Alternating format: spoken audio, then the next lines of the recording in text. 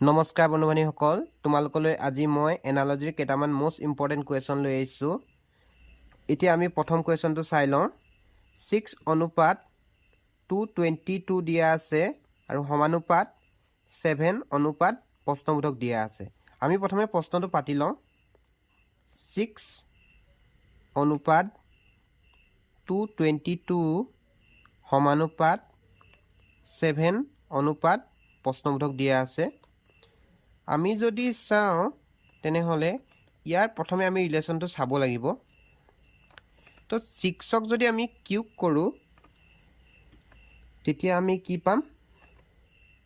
6 cube কৰিলে পাম আমি 216 আৰু যদি ইয়াৰ লগত আমি যদি এই 6টো যদি প্লাছ কৰোঁ তেনেহ'লে আমি পাই যাম 222। ঠিক তেনেদৰে যদি আমি নেক্সটটোত চাওঁ 7ক কিউব কৰিলে আমি পাম 343 আৰু তাৰ লগত যদি আমি এই 7টো প্লাছ কৰোঁ তেনেহ'লে আমি আনচাৰটো পাই যাম 350। তো ইয়াৰ কাৰেক্ট আনচাৰটো কি হ'ব? 350 হৈ যাব। তো ইয়াক কোনটো অপশ্যন দিয়া আছে? আমাৰ option D is the correct answer. এতিয়া আমি আহিছোঁ নেক্সট কুৱেশ্যনটোলৈ। নেক্সট কুৱেশ্যনটো কি দিয়া আছে আমাক? 26:5 সমানুপাত 65 প্ৰশ্নবোধক। তো আমি প্ৰথমে প্ৰশ্নটো পাতি লওঁ। 26:5 সমানুপাত 65 প্ৰশ্নবোধক। এই 5ৰ লগত 26ৰ ৰিলেশ্যনটো কি আমি প্ৰথমে চাই ল'ম। তাৰপিছত ইয়াৰ লগত এই 65ৰ ৰিলেশ্যনটো কি সেইটো চাব লাগিব। প্ৰথমে কি কৰিম? আমি 5ৰ লগত যদি 5 পূৰণ কৰোঁ কিমান হয়? 25 হয়। আৰু তাৰ লগত যদি আমি 1 প্লাছ কৰোঁ তেতিয়া কি হয়? 26 হৈছে। ঠিক তেনেদৰে যদি আমি এইটো ক্ষেত্ৰত চাওঁ তেনেহ'লে 8ৰ লগত যদি 8 পূৰণ কৰোঁ হয় 64 আৰু 64ৰ লগত যদি 1 প্লাছ কৰোঁ তেনেহ'লে 65 হৈ যায়। তো ইয়াৰ আনচাৰটো সেইকাৰণে কি হ'ব? 8 হৈ যাব। তো অপশ্যন কোনটো দিয়া আছে? আমাৰ option C is the correct answer. এতিয়া আমি আহিছোঁ নেক্সট কুৱেশ্যনটোলৈ। নেক্সট কুৱেশ্যনটো আমাক কি দিয়া আছে? 25:125 সমানুপাত 36 প্ৰশ্নবোধক দিয়া আছে।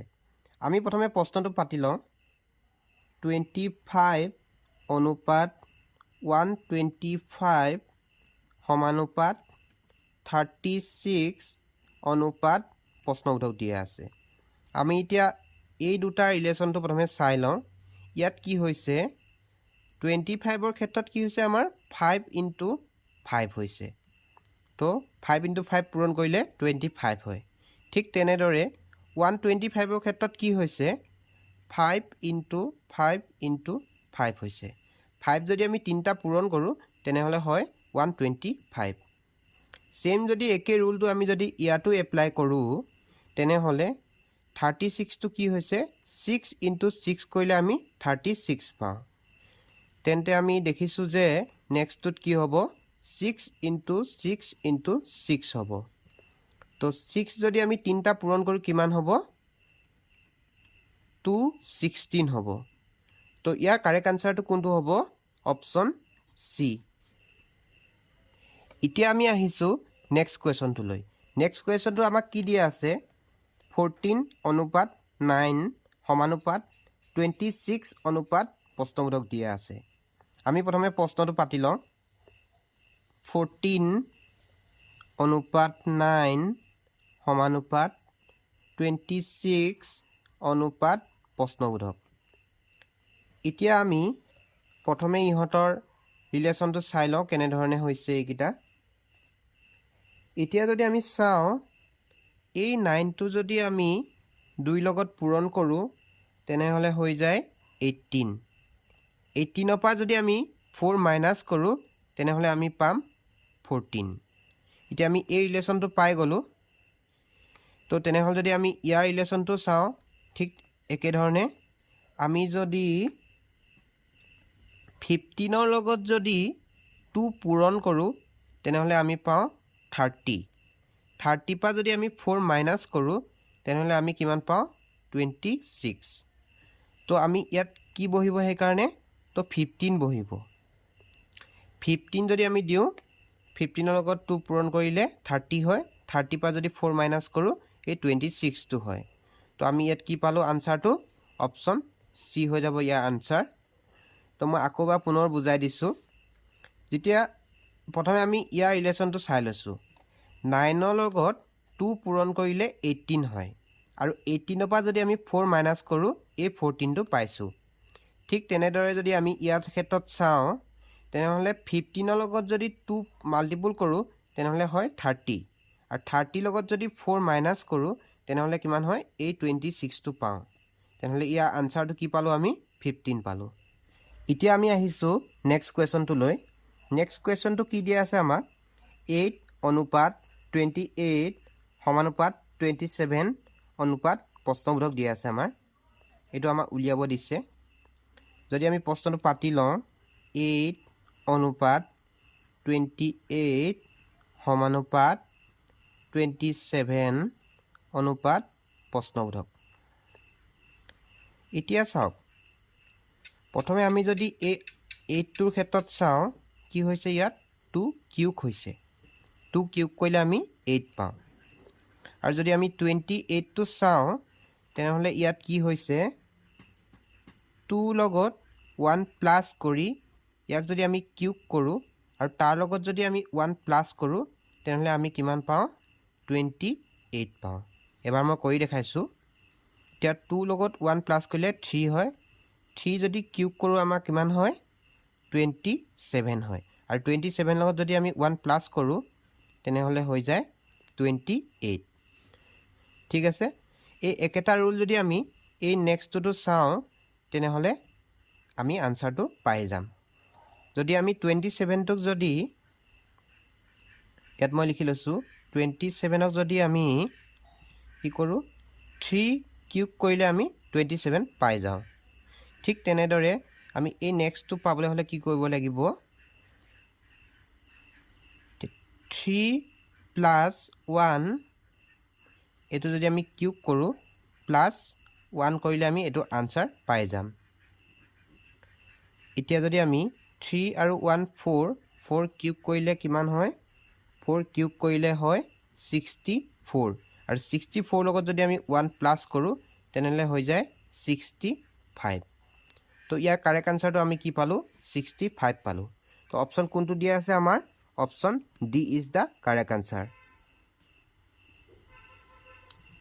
মই পুনৰ এবাৰ বুজাই দিছোঁ এই 8টো আমি কেনেধৰণে পাইছোঁ 2 কিউব কৰি আমি 8টো পাইছোঁ আৰু 28টো কেনেকৈ পাইছোঁ 2 লগত প্লাছ 1 কৰিছোঁ আৰু এইটোক আমি কিউব কৰিছোঁ আৰু লগত প্লাছ 1 কৰিছোঁ যদি আমি 2 আৰু 1 3 হৈছে আৰু 3টো যদি কিউব কৰোঁ আমি 27 হয় আৰু 27 লগত যদি 1 প্লাছ কৰোঁ 28 পাওঁ ঠিক তেনেদৰে আমি যদি এইটো ক্ষেত্ৰতো চাওঁ 27টো কি হয় 3 কিউব কৰিলে আমি 27 পাওঁ যদি আমি এই প্ৰশ্নবোধকটোৰ ঠাইত আমি যদি সংখ্যাটো উলিয়াবলৈ হয় তেনেহ'লে আমি 3 প্লাছ 1 হোল কিউব কৰিব লাগিব প্লাছ 1 মানে কি হ'ল 3 একে 4 4টো যদি আমি কিউব কৰোঁ 64 পাম লগত যদি 1 প্লাছ কৰোঁ তেনেহ'লে 65 আনচাৰ আমি পাই যাম এতিয়া আমি আহিছোঁ শেষৰটো প্ৰশ্নলৈ এই প্ৰশ্নটো কি দিয়া আছে 68 অনুপাত 130 সমানুপাত প্ৰশ্নবোধক অনুপাত 350 দিয়া আছে মানে কি আমি প্ৰশ্নটো প্ৰথমে পাতি লওঁ 68 অনুপাত 130 সমানুপাত প্ৰশ্নবোধক অনুপাত 350 এতিয়া আমি চাব লাগিব প্ৰথমে 68টো আমি কেনেধৰণে পাইছোঁ যদি আমি 68টো লিখি লওঁ ইয়াত কি হৈছে 4 কিউব হৈছে প্লাছ 4 হৈছে মানে 4টো কিউব কৰিলে কিমান হয় 64 হয় 64 লগত যদি আমি 4 প্লাছ কৰোঁ তেনেহ'লে হৈ যায় 68 ঠিক তেনেদৰে যদি আমি এই 130টো চাওঁ 130 এইটো আমি কি কৰিব লাগিব 5টো আমি কিউব কৰিব লাগিব আৰু লগত প্লাছ এই 5টো যোগ কৰিব লাগিব তেতিয়া আমাৰ কি হ'ব 5টো যদি আমি কিউব কৰোঁ তেনেহ'লে 125 পাওঁ আৰু 125ৰ লগত 5 যোগ কৰিলে 130 হৈ যায় এতিয়া এই প্ৰশ্নবোধকটো মই এটা বাক্সা দি লৈছোঁ এইটো আমি নাজানো। তো ইয়াত যদি আমি ইয়াত দেখিলোঁ 4 কিউব হৈছে, ইয়াত 5 কিউব হৈছে, ইয়াত তেনেহ'লে কি হ'ব 6 কিউব হ'ব আৰু লগত প্লাছ এই 6টো হ'ব। তো আমি যদি 6টো কিউব কৰোঁ কিমান হ'ব 216 হ'ব আৰু তাৰ লগত যদি আমি 6 প্লাছ কৰোঁ তেনেহ'লে আমি পাম 222 পাম, মানে 222 পাই যাম। আৰু যদি আমি নেক্সটটো যদি চাই লওঁ 350 সমান কিমান হ'ব, ইয়াত যদি 6 কিউব হৈছিলে তেনেহ'লে 350ত 7 কিউব হ'ব আৰু প্লাছ এই 7টো যোগ হৈ যাব, সমান কিমান হ'ব আমাৰ 7টো যদি আমি কিউব কৰোঁ 343 হৈ যায় আৰু প্লাছ 7 কৰিলে হৈ যায় 350। তো ইয়াৰ কাৰেক্ট এনচাৰটো আমি কি পালোঁ, অপশ্যন চি পালোঁ। ঠিক আছে, মই পুনৰবাৰ বুজাই দিছোঁ। এই 68টো আমি কেনেধৰণে পালোঁ, 4টো কিউব কৰি তাৰ লগত এই 4টো প্লাছ কৰোঁতে আমি পাইছোঁ 68 আৰু 130টো আমি কেনেকৈ পাইছোঁ, 5টো আমি কিউব কৰি তাৰ লগত এই 5টো প্লাছ কৰোঁতে আমি 130 পাইছোঁ। যদি আমি নেক্সটটোত চাওঁ তেনেহ'লে ইয়াত 6টো কিউব কৰি আমি তাৰ লগত এই 6টো প্লাছ কৰোঁতে এই আনচাৰটো পাই গৈছোঁ। ঠিক আছে, বুজি পালা সকলোৱে? যদি ভিডিঅ'টো ভাল পালা তেনেহ'লে লাইক শ্বেয়াৰ কৰিবলৈ একেবাৰে নাপাহৰিবা। ধন্যবাদ।